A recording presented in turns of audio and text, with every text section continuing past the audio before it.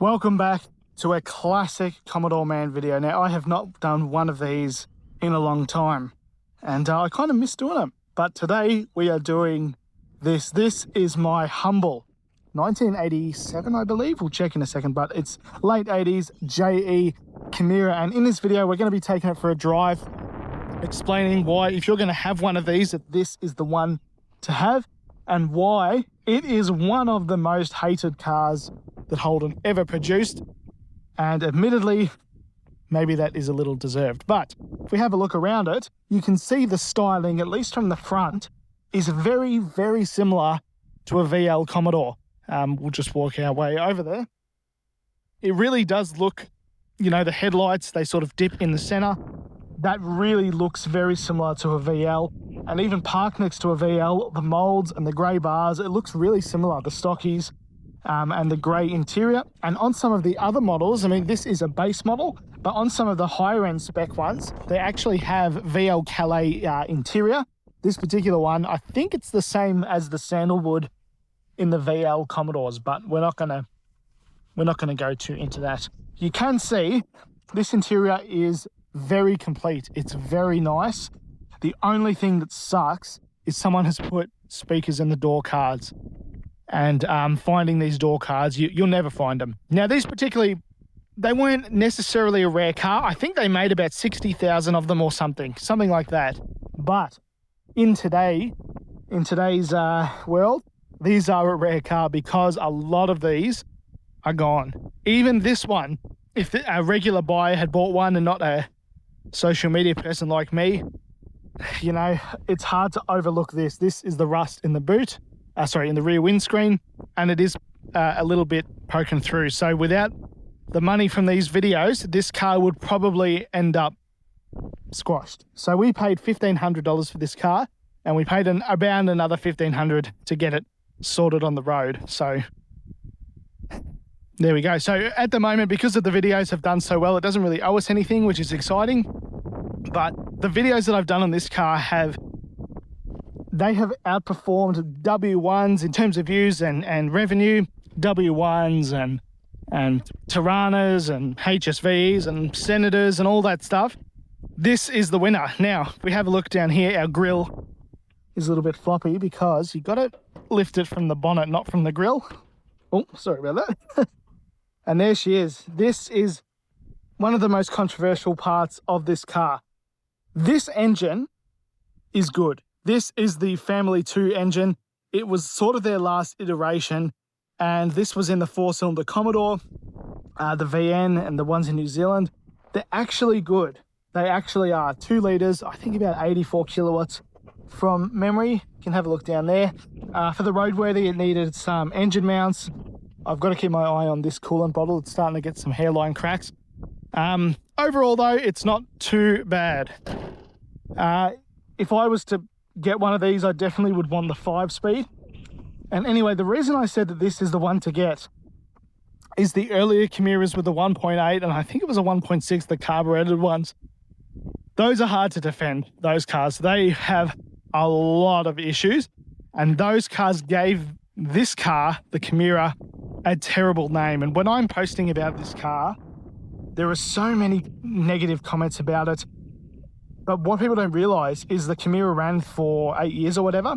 And it even shows how much Holden's marketing failed, because even 40 years later, people still don't know that this is, I mean, it's the same body, yes, which is why it has the rust in the window, but the whole driveline is completely different than the early ones. So the early ones are pretty hard to defend, and these ones aren't too bad. And honestly, this car's got 160,000 Ks. It's 40 years old. It obviously hasn't had a rebuild or anything. It can't be that bad, can it? Surely. So we'll start her up. You know, runs as good, idles as good as any new car. Fuel pump's a bit noisy, I admit. And if we have a look in here, got our seat belt, of course, no airbags. The aircon doesn't work, but I think, considering the condition of this car, I'm pretty confident it would if we gassed it. One of the other reasons that I would recommend getting one of these is because they're actually faster than you'd think. Now, are we driving a clubby? No. And I'm not going to redline this poor old thing because these cars are not indestructible, and finding parts, forget it. So we're going to be nice and easy on it. But that doesn't mean, you know, it's warmed up. We have a clock over here, which is pretty cool, and it's actually accurate. The clutch is surprisingly heavy. It feels exactly like a VN Commodore, and if anyone's ever driven one of those, actually pretty firm, pretty stiff. Gearbox is nice and easy. This trim here, this keeps popping up, so I've got to sort that out. But overall, it's in really good shape. For what this car is, this car has been worth very little money for almost its entire life. And, you know, sort of Ford's entry into the small car market, the like Telstar and stuff, that was a very good car also, especially because it was a Mazda 626 sort of with different badges, and this was Holden's competitor. And Holden, again, they had really failed with the marketing of the earlier Camiras, and those cars are astonishingly rare today.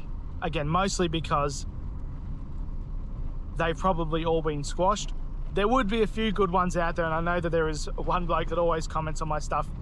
His name's Adrian, and he has a Survivor, and I reckon that a few good ones have slipped through the cracks. But I'm sure that even he would agree that some of the early ones that Holden made weren't the best cars ever. But by the time they got to this, they had sorted a lot of the problems. So they're really, they're honestly decent. And, you know, I've got a quarter of a tank. If you see there, one thing I've always liked about these is it says full rather than empty, which I really like. But I've driven to Melbourne and back twice. And when we bought it, we drove it back. So it's done like 3.5 trips to Melbourne. She's a beauty. Like, runs on an oily rag, which is pretty impressive. And just, you know, I can do this. It drives straight as an arrow. Like, it, in terms of comfort, it is right up there. The steering wheel's still tight. I do wish that we had the original radio, so that's a shame. But what are you gonna do? You know, at least it's mostly there. It's not been bastardized. I think likely it's had one owner for its entire life, and then one young bloke's had it for a bit, and he's put in those speakers in the doors. You know, I don't really want to do anything to this car other than paint those little pretty average wheels that you guys saw before. I don't really want to spend any money on it other than making it safe and maintaining it. I think it needed some rear drums, so we did that. It needed some inner guard lining in the front. What did it need? Handbrake might have adjusted, and there's a few minor things, but nothing major. So, very happy with it, guys. And you know what? For this kind of money, what other car could you buy? You know, all in like 2.8 or something like that, maybe $3,000. We'll say $3,000. What other car could you buy that you would get so much attention from at a car meet? And I'm not saying that people are jealous of it. That's not really what I'm saying. It's more that you buy this car, it's survived this long, and you'll think, man, I haven't seen one of those in forever. So that's the other thing. Oh, one thing I did want to ask you guys is I couldn't really find evidence of this, but lots of people saying the Camiras, the manuals, are one of the only cars that you can get where you can change the clutch without fully pulling out the gearbox. I couldn't find anything concrete about that, so if you guys know, let me know in the comments below. But here she is, guys, the old Camira. Here's what it's like to drive. It's nice and quiet. Again, this is a 40-year-old car now, so, or almost 40. It's hard to, you know, it's hard to knock it too much for things. And I will do a little bit of a squirt, but I'm not gonna, she's still a baby, you know, I don't want to hurt her. slamming gears and stuff. So anyway, we'll go do that. All right, time for a 100k run. Again, go nice and easy.